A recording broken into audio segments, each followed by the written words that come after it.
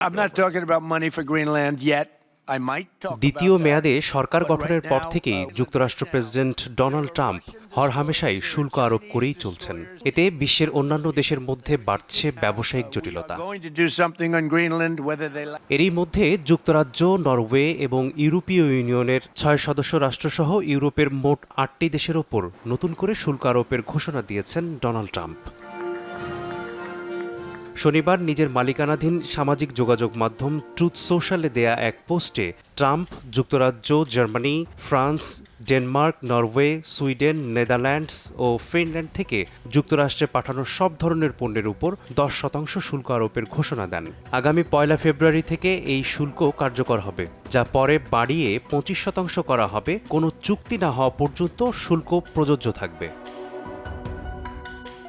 আপনাকেই বলছি, ইন্স্যুরেন্স করলে সিটিতে সুরক্ষা পাবেন নিশ্চিত।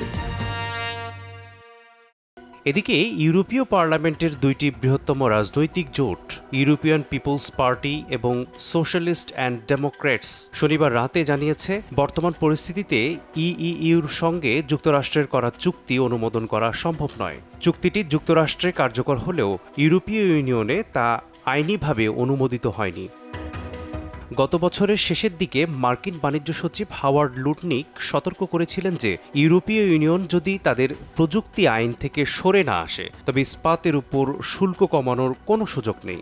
অথচ সস্তা চীনা পণ্য আমদানির বিরুদ্ধে লড়াই করতে একটি জোট গঠনের ক্ষেত্রে ইউরোপ ও আমেরিকা উভয় পক্ষেরই অভিন্ন স্বার্থ রয়েছে। প্রযুক্তি আইনের সঙ্গে বাণিজ্য শুল্কে জড়িয়ে ফেলার যে কোনো চেষ্টার তীব্র বিরোধিতা করে আসছে ইউরোপীয় ইউনিয়ন। বিশেষ করে ইলন মাস্কের সোশ্যাল মিডিয়া প্ল্যাটফর্ম এক্স এর ওপর আরোপিত 12 কোটি ইউরো জরিমানা পুনর্বিবেচনার বিষয়ে তারা অনড়।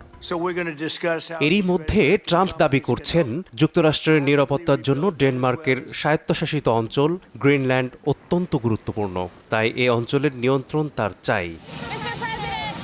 ট্রাম্পের নিত্য নতুন হুমকি বিশ্বপাড়ায় মাঝে মধ্যেই তৈরি করছে দ্বিধাদ্বন্দ্ব।